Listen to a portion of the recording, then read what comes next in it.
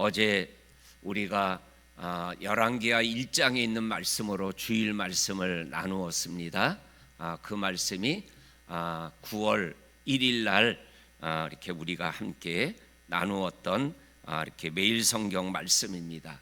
그리고 아합이 죽고 아하시아가 죽은 다음에 그 다음에 열왕기하 2장에서 엘리야가 승천하고, 그리고 엘리야가 승천하면서 엘리사가 영적인 후계자가 되어서 영적인 이렇게 역사를 만들어가는 장면이 열왕기하 3장부터 시작되어지면서 계속 하나님이 엘리사를 통해서 나타나는 기적의 말씀들이 기록되어져 있는 것을 우리가 읽어 나가게 되어질 것입니다.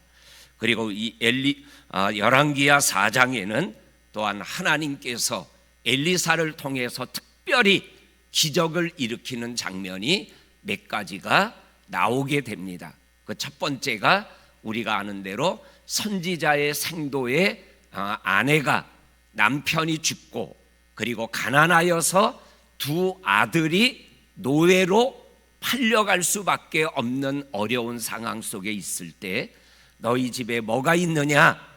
기름 한 병밖에 없습니다. 그러면 그릇을 이웃에 가서 많이 빌려와라. 그리고 문을 닫고 기름을 그릇에 부어라. 그랬더니 그릇이 다 차기까지 이 기름이 떨어지지 않고 모든 그릇에 기름이 차니 기름이 떨어진지라. 엘리사가 이것을 팔아가지고 빚을 갚고 네 아들과 함께 먹고 살아라 하는 그러한 기적이 1절부터 7절까지 나오는 기적이에요. 그리고 두 번째 기적이 8절부터 오늘 앞부분에 나오는 17절까지 나오는 오늘 말씀과 연결된 수넴 여인의 기적이에요. 이 수넴 여인이 엘리사가 갈멜산에서 수넴 지역을 자주 오갔던 것 같습니다. 그러니까 이 수넴 여인이 이 엘리사를 섬기게 되어집니다. 그런데 자주 오게 되니까는 남편에게 말해서 이 엘리사가 쉴 수 있는 작은 집을 하나 만들어 드립니다. 그리고 거기에 쉴 수 있는 모든 시설들을 만들어 드리게 되어집니다. 이러한 모습을 보고 있던 이 엘리사가 하루는 수넴 여인을 부릅니다. 여인이여, 내가 너에게 무엇을 해줄까?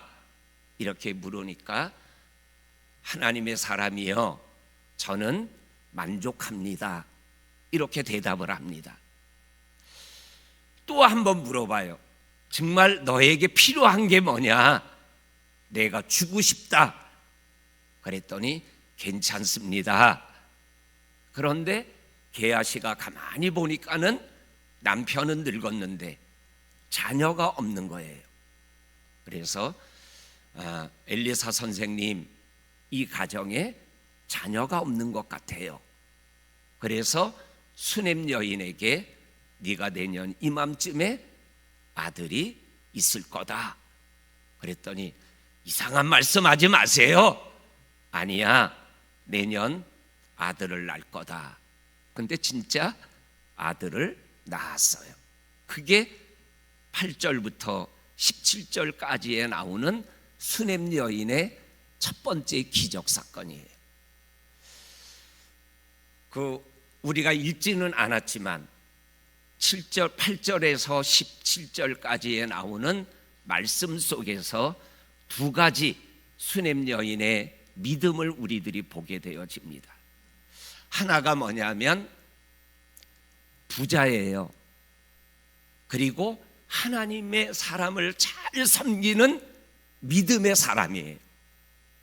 그런데 그 당시에 여인으로서는 가장 부족한 자녀가 없어요. 그런데도 그 여인은 엘리사, 하나님의 사람에게 하나님의 사람이여, 나에게는 부족함이 없습니다. 이렇게 대답하는 거예요. 가장 부족한데, 물질적인 거나 여러 가지는 남들이 볼 때는 야 부자다, 잘 산다, 이러한 소리를 듣지만 내면으로 보면은 자식 없는 여인이라는 소리를 들어야 되는 삶을 살아가고 있지만 여전히 이 여인은 하나님 앞에서 여호와는 나의 목자시니 내게 부족함이 없다, 이 믿음으로 살아가는 거예요. 이 여인을 묵상하다가, 수냄 여인을 묵상하다가 한나가 생각이 났어요. 한나는 자식 문제 때문에 얼마나 하나님 앞에 울면서 기도했습니까? 자식이 없어서 자식 있는 다른 여인에게 수모를 당하는 것 때문에 남편이 야 7 아들보다 귀한 너다, 이러한 소리를 들어도 그게 마음이 풀어지지 않는 응어리가 있는 삶을 한나가 살았어요. 하나님이 그 기도를 응답해 주셔서 사무엘을 허락해 주셨지만, 근데 이 수냄 여인은 한나와 비교하면 한나보다 믿음 있는 여인이에요. 아들이 없지만 내가 뭘 줄까? 아들 주세요, 이게 아니라 됐습니다, 저는 부족함이 없습니다, 만족합니다. 이러한 믿음의 모습이 수냄 여인의 믿음이었어요. 그리고 그 믿음의 모습을 우리들도 인생을 살며 부족한 모습들이 나에게 있고, 그렇지만 하나님 안에서 여호와는 나의 목자이시니 부족함이 없습니다, 이렇게 고백하며 살아갈 수 있는 내가 될 수 있어야 되는데, 이러한 마음이 이 말씀을 묵상하며 이렇게 생각이 들어집니다. 저와 성도님들도 부족한 것 때문에 부족함을 느끼며 살아가는 것이 아니라 하나님 때문에 부족함이 없습니다, 만족합니다, 이렇게 믿음의 길을 걸어갈 수 있는 저와 성도님들이 될 수 있기를 주의 이름으로 간절히 축원합니다.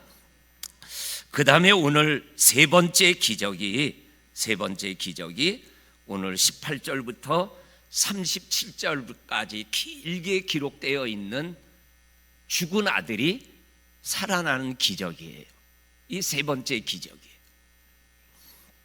이 아이가 자라다가 추수 때에 아버지한테 놀러 나갔다가 갑자기 아이고 머리야 하고 아파하는 모습을 보고 어머님에게 데려다 줬더니 반나절을 어머님의 무릎에서 아파 하다가 죽은 거예요.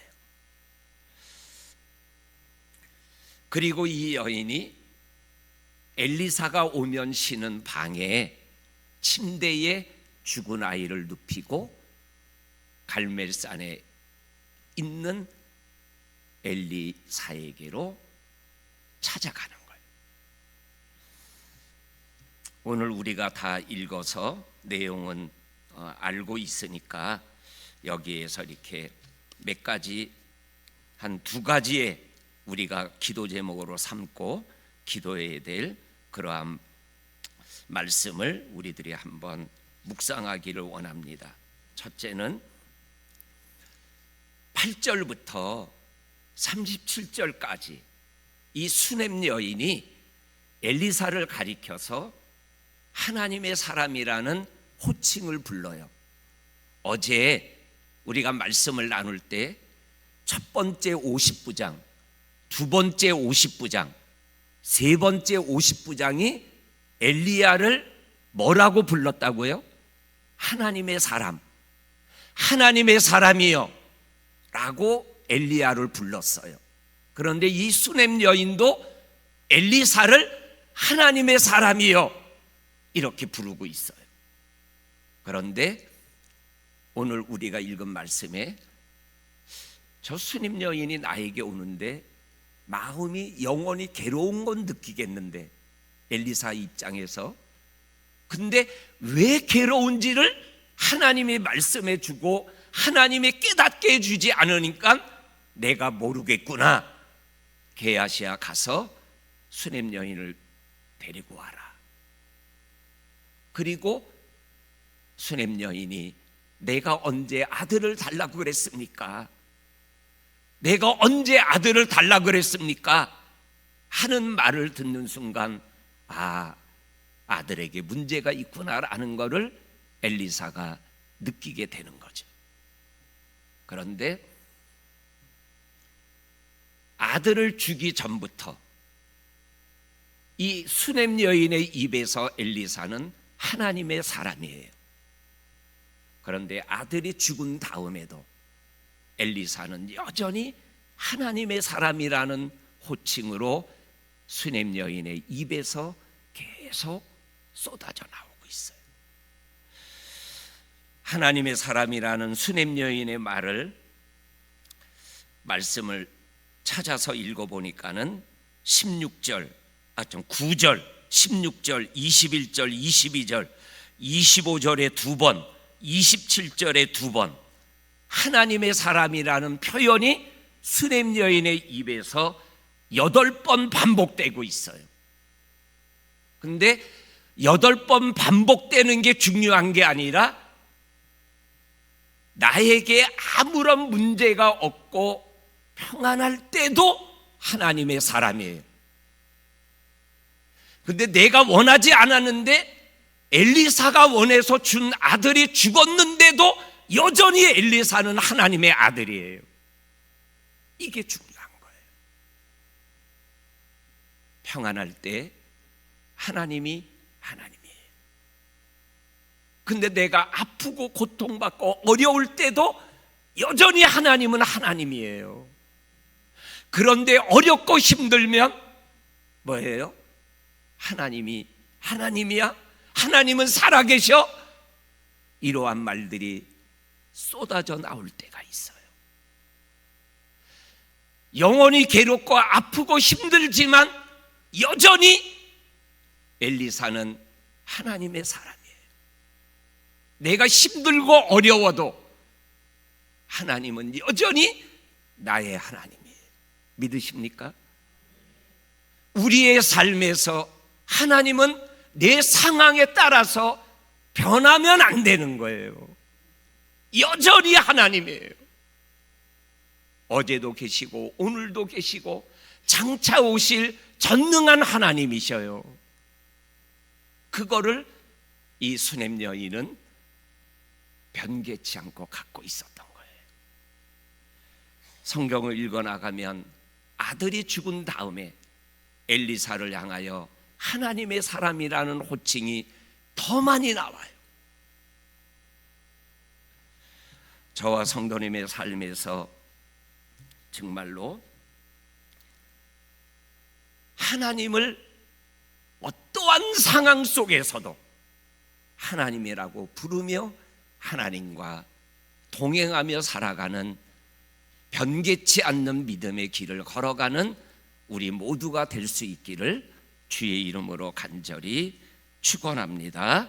아멘. 그 다음에 또 하나는 하나님은 죽은 자를 살리실 수 있는 분이시라는 거예요. 예수님이 부활하신 것처럼, 나사로가 부활한 것처럼, 이 수냄 여인의 아들이 살아난 것처럼 우리의 하나님은 전능하신 하나님이신 거예요. 그 전능하신 하나님 앞에 우리가 이 새벽을 깨우며 하나님께 기도하는 거예요. 오늘도 우리의 기도의 제목들, 우리가 하나님 앞에 기도하는데 그 하나님은 어떠한 하나님이에요?